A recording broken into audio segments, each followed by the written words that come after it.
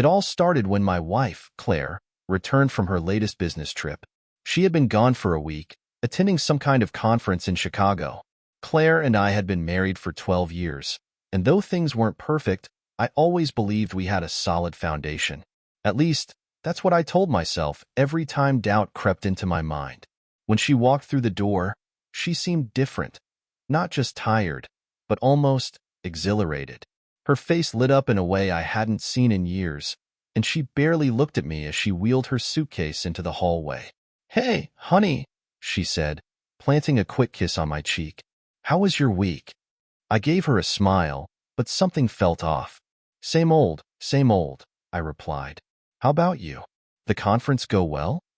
She nodded enthusiastically. "It was amazing. Learned a lot. Met some interesting people. You know how these things are." The way she said interesting people made my stomach tighten, but I brushed it off.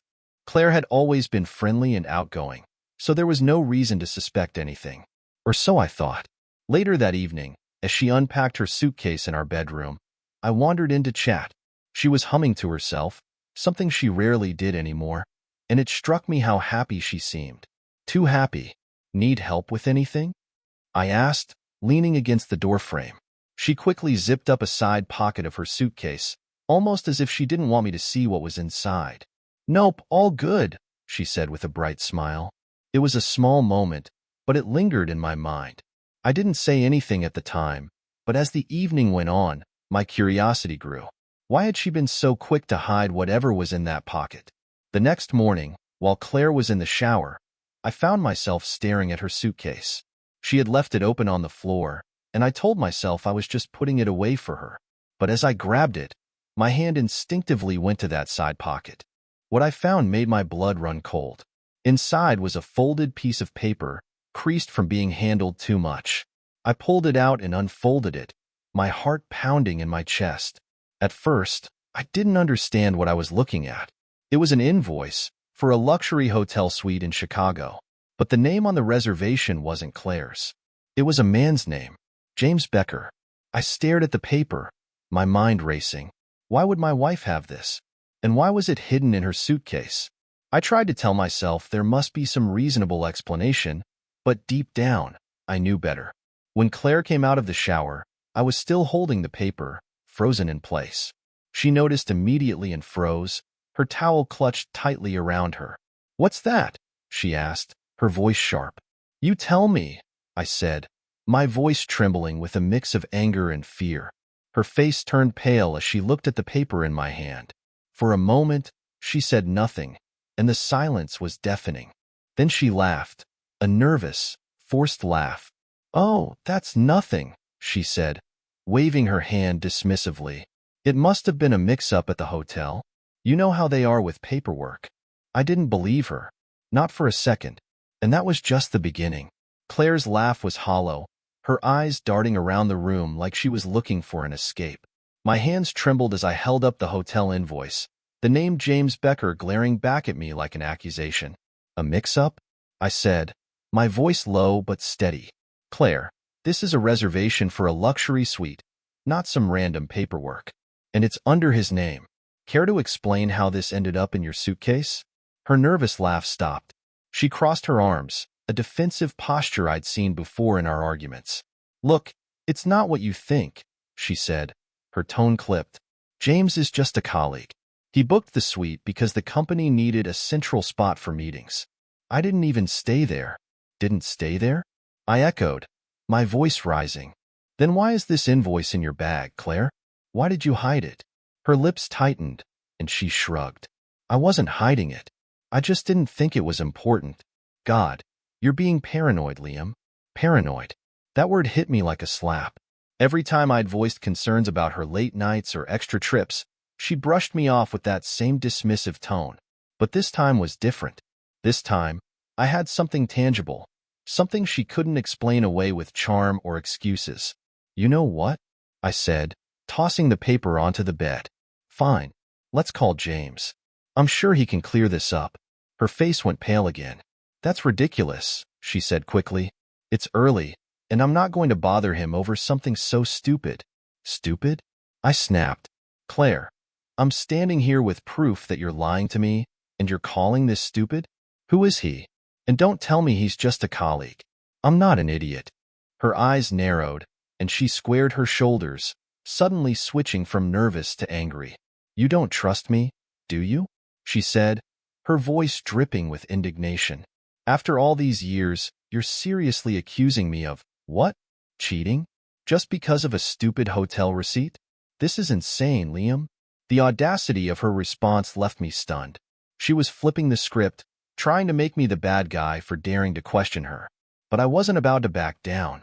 You're right, I said coldly. I don't trust you. Not anymore. For a moment, we just stood there, the air between us thick with tension. Then, without another word, she grabbed her phone and stormed out of the bedroom, slamming the door behind her. I sat on the edge of the bed, my mind spinning. What the hell was happening to my marriage? Claire and I had always had our differences, but I never thought it would come to this. I needed answers, and I wasn't going to get them from her. Not when she was in full denial mode. So I did something I never thought I'd do. I grabbed her phone. It felt like a betrayal, going through her personal messages, but I was desperate. My hands shook as I scrolled through her recent texts, searching for any mention of James Becker. And then I found it. A message thread with a lot of deleted texts. But one message remained. Last night was incredible. Can't wait to see you again. My heart dropped. It was from James. I couldn't breathe. The walls felt like they were closing in around me. This wasn't just suspicion anymore. It was real. Claire had lied to my face, and now I had proof. Before I could think about what to do next, the bedroom door swung open, and Claire walked in. She froze when she saw me holding her phone. What the hell are you doing? She shouted, her face a mix of anger and panic. I looked up at her, holding the phone like it was burning my hand. Care to explain this? I asked, my voice low and steady, though my insides were churning. Her eyes darted to the screen, and for a moment, I thought she might faint. But then she did something that shocked me even more. She smirked. All right, fine, she said, crossing her arms. You want the truth? James and I are close, but it's not what you think. I stared at her, stunned. Not what I think. Claire, he literally texted you about last night being incredible. How is that not what I think? She sighed, like I was some clueless child who needed things spelled out for him. It's complicated, she said. James and I, we've been working on a project together. And sometimes, things get a little personal. But it doesn't mean anything, Liam. It's just part of the job. Part of the job? I repeated, my voice rising. What kind of job requires you to spend the night with your colleague in a luxury suite? Her smirk faded, replaced by a cold, calculating look I'd never seen before. You don't understand how the corporate world works, she said flatly. Sometimes, you have to make sacrifices to get ahead. That's just how it is. I couldn't believe what I was hearing. Was she actually justifying this? My wife, the woman I had built a life with, was standing here, acting like this was normal, like I was the one overreacting. I think you should leave, I said finally, my voice barely above a whisper. She blinked, clearly caught off guard. What? You heard me, I said, louder this time. Pack a bag and go. I need time to think. For the first time, her confidence wavered. But she didn't argue. She just nodded, grabbed a duffel bag, and started throwing clothes into it. As she walked out the door, she paused and looked back at me. You'll regret this, she said softly, then turned and walked away. I sat there for hours, staring at the hotel invoice and her phone, trying to make sense of it all. But deep down, I knew there was no making sense of it. This was just the beginning. The house felt eerily quiet after Claire left. I sat in the living room, the hotel invoice and her phone still on the coffee table, my mind spinning. How did we get here? How did I let this happen? The text from James replayed in my mind like a bad song I couldn't turn off. Last night was incredible. Can't wait to see you again. Every word was a dagger. Claire hadn't even tried to deny it, just twisted the narrative into something that suited her. After what felt like hours, I grabbed my phone and called my best friend, Mark. Mark was one of those guys who always seemed to have his life together. Steady job, happy marriage, and, most importantly, he had a way of cutting through the noise to get to the truth. Liam, he answered, his voice groggy. I hadn't realized it was almost midnight. Hey, sorry to call so late, I said, my voice shaky. I need to talk. It's Claire. There was a pause, and I could almost hear him sitting up in bed. What happened? I told him everything. The suitcase, the invoice, the text message. Every detail spilled out like a flood I couldn't contain. Mark listened silently, only interrupting once to mutter a low, Jesus Christ. When I finished, he let out a long sigh. Liam, I'm not going to sugarcoat this. She's cheating on you. You know that, right? I closed my eyes, the words hitting me like a punch to the gut. Yeah, I whispered. I know. Look, man, Mark continued, you need to get ahead of this. If she's willing to lie to your face like that, who knows what else she's hiding? You need to protect yourself. Protect myself? I repeated, confused. Lawyer up, he said firmly. Get your finances in order. And for God's sake, don't let her spin this around on you. Women like that? They'll do whatever it takes to come out looking clean. I wanted to argue, to tell him that Claire wasn't that kind of person, but the evidence said otherwise. After I hung up, I spent the rest of the night researching divorce lawyers. My stomach churned with every website I visited, every number I wrote down. This wasn't the life I had planned. I felt like a failure. The next morning, Claire called me. I almost didn't pick up, but curiosity got the better of me. Liam, she said, her voice softer than I'd expected. Can we talk? What's there to talk about? I replied coldly. Look, I know you're upset, she said, her tone teetering between guilt and annoyance. But you're blowing this way out of proportion. Can we just sit down and work this out? Work this out. I snapped. Claire, you lied to me. You cheated. And now you're acting like this is my fault for being upset? She sighed heavily. I didn't cheat, Liam. I already told you. It's not what you think. Then what is it, Claire? I asked, my patience wearing thin. Because from where I'm standing, it looks pretty damn clear. There was a long pause. Then, in a voice so low I almost didn't hear it, she said, Can we meet later? I'll explain everything. I promise. Against my better judgment, I agreed. That evening, Claire showed up at the house. She looked different. Gone was the confident, almost smug woman who had walked out the day before. She looked nervous, her eyes darting around like she couldn't bear to meet mine. We sat at the kitchen table, the silence between us thick and heavy. Finally, she took a deep breath and said, I need you to understand something. James and I, we're just friends. But we got close. Too close. And maybe I let things go further than they should have. My heart clenched, but I kept my face neutral. How far? I asked, my voice barely above a whisper. She hesitated, her hands fidgeting in her lap. We kissed. A few times. And we spent the night together. I felt like the floor had been ripped out from under me. Spent the night together? I repeated, my voice rising. Claire, do you even hear yourself? That's not just a kiss. That's an affair. I know, she shouted back, tears streaming down her face. I know, okay? But it didn't mean anything, Liam. It was stupid, and I regret it. I swear to God, it didn't mean anything. I stared at her, my mind reeling. This wasn't just a mistake. This was a betrayal. A deliberate choice she made, over and over again. Why? I asked, my voice cracking. Why would you do this to me? To us? She wiped her tears, her expression shifting from guilt to defiance. Because you don't see me anymore, Liam. You don't appreciate me. I've been trying to get your attention for years, and you just don't care. Her words hit me like a slap. Don't care? I said, my voice trembling with anger. Claire, I've done everything for you. I've supported you, trusted you, loved you. And this is how you repay me? She didn't respond, just looked away. I stood up, my hands shaking. You need to leave, I said, my voice cold. Liam, leave. I shouted, slamming my hand on the table. She flinched, grabbed her bag, and walked out the door without another word. I stood there for what felt like hours, staring at the empty chair across from me. The woman I thought I knew, the woman I had built my life with, was gone. And all I could do was wonder what I was going to do next. The next morning, I woke up to an empty house and a gnawing sense of unease. Claire's words from the night before kept echoing in my mind. You don't see me anymore. You don't appreciate me. It felt like an excuse, a deflection. But maybe, just maybe, there was a grain of truth buried in it. As much as I wanted to push her out of my mind, I couldn't. I knew I needed more answers, something solid to confirm what I already suspected. That's when I decided to dig deeper. I went back to Claire's phone, even though it felt wrong.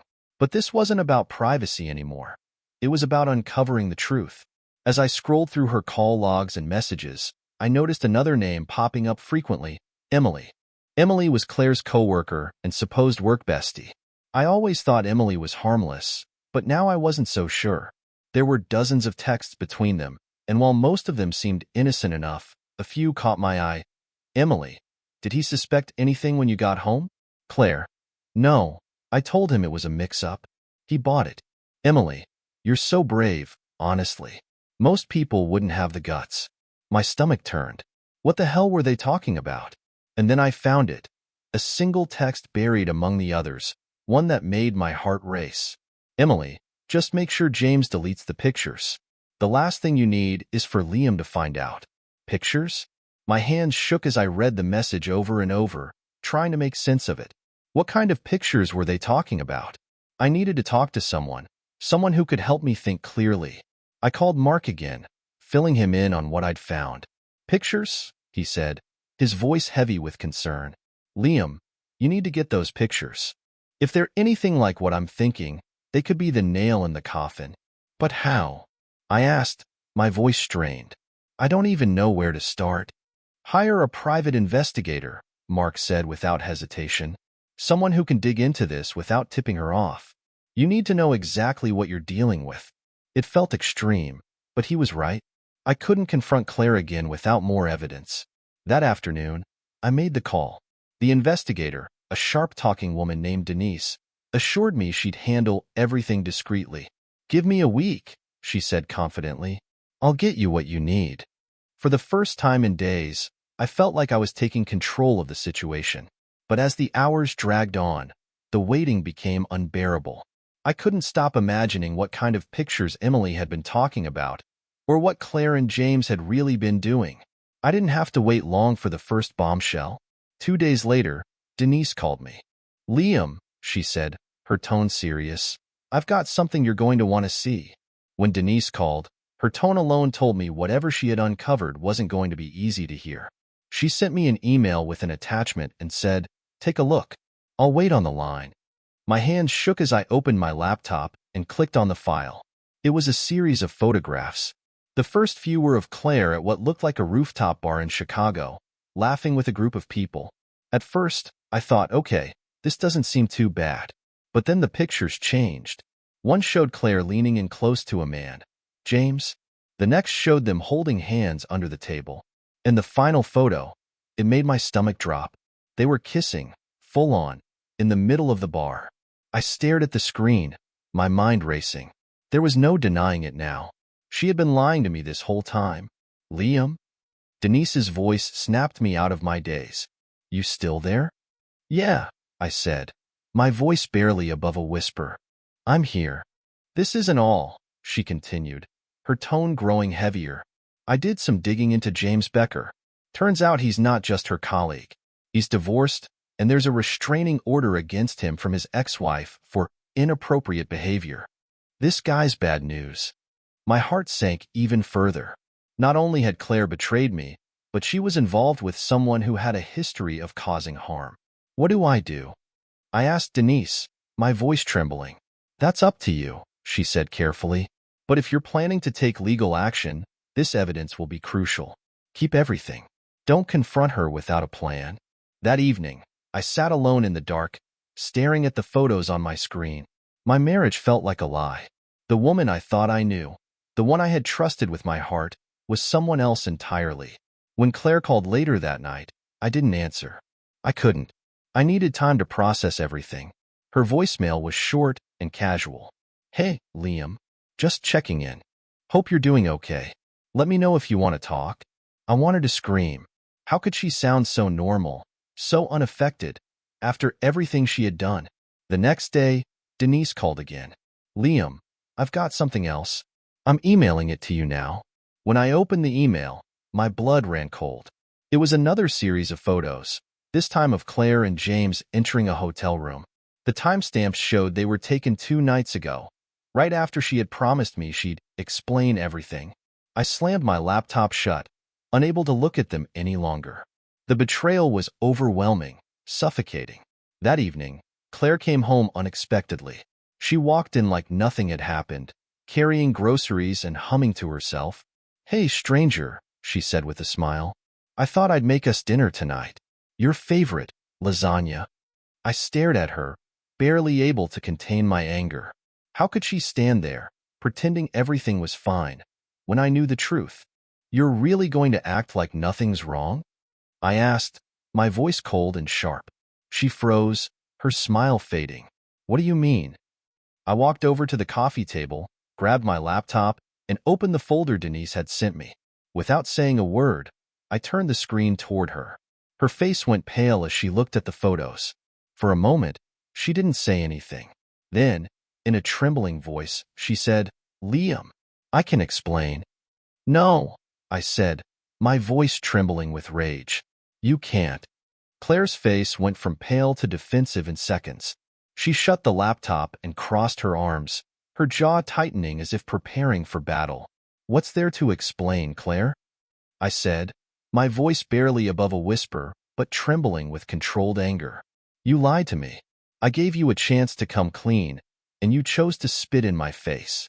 She opened her mouth, then closed it, searching for the right words. When she finally spoke, her voice was sharp. You had no right to dig into my personal life like this. Hiring someone to spy on me? That's disgusting, Liam. I blinked, stunned at her audacity. I had no right? Claire, you're the one sneaking around with another man. And you're standing here trying to guilt-trip me for finding out the truth? She slammed her hands on the counter. It's not what you think, she yelled. James and I, we just got close because of work. Things got complicated, okay? But it didn't mean anything. Didn't mean anything? I snapped, my voice rising. You kissed him, Claire. You spent the night with him. I have pictures of you walking into a hotel room with him. How the hell does that not mean anything? She looked away, her eyes darting around the room as if searching for an escape. Finally, she let out a deep sigh and muttered, Fine. Yes, I screwed up. I got carried away. But it's over, Liam. It's done. I told him we couldn't see each other anymore. I stared at her, my chest tightening with a mix of fury and heartbreak. Do you really expect me to believe that? After everything you've lied about, you think I'm just going to take your word for it? Her expression softened slightly, and for a brief moment, I thought she might show some real remorse. But instead, she took a step closer to me and said, We can move past this. People make mistakes, Liam. It doesn't have to ruin us. Her words hit me like a slap. Mistake? This wasn't some minor slip-up. This was a calculated betrayal, repeated over and over again. I don't think you understand, I said, my voice cold. You didn't just hurt me, Claire. You shattered everything we built together. How do you come back from that? She didn't respond, just stood there, her eyes brimming with tears that I wasn't sure were genuine. The next morning, I made a decision. I called Denise and asked her to dig deeper into James Becker. If Claire wasn't going to give me the full truth, I was going to find it myself. By noon, Denise had uncovered something that turned my stomach. James wasn't just a colleague or a mistake. He was a serial manipulator, with a string of affairs and ruined marriages in his wake. His ex-wife's restraining order was just the tip of the iceberg. But what Denise told me next nearly made me drop the phone. Liam, there's something else. I found out James has been making large cash withdrawals recently, thousands of dollars at a time. And guess what? Claire's name is on one of the transactions. What do you mean, her name? I asked, my voice shaking. He's been transferring money to an account linked to her, Denise said grimly. It looks like they've been funneling money out for months. Do you have joint accounts with Claire? The room spun as I realized the implications. Claire wasn't just cheating on me. She was stealing from me. That evening, I confronted her. She had barely walked through the door when I threw a bank statement down on the table. "Explain this," I said, my voice hard. She looked at the paper, her face going pale again. "Liam, where did you get this?" "That doesn't matter," I snapped. "What matters is that you've been transferring money to James." "Our money?" Behind my back. Her mouth opened and closed like a fish out of water. Finally, she stammered, "It's not what it looks like." "Then tell me what it is," I shouted, slamming my fist on the table. She flinched but quickly recovered, her expression hardening. "James needed help. He's been going through a tough time, and I was just trying to support him. It's not like I took that much." "That much?" I said, my voice dripping with disbelief. "Claire, you've funneled thousands of dollars to this guy. Money that we worked for together. And you think that's okay?" She shook her head, tears streaming down her face. "I didn't mean for it to get this far, Liam. I swear. I didn't know how to stop." Her excuses fell on deaf ears. I had heard enough. "You need to leave," I said coldly. "Pack your things and get out. I don't care where you go, but you're not staying here." She started to argue, but I held up a hand to stop her. "Don't make this harder than it already is, Claire. It's over." She stared at me, her face a mix of anger and despair. "You're going to regret this, Liam," she said finally, her voice trembling. "Maybe," I replied, "but not as much as I'd regret staying with you."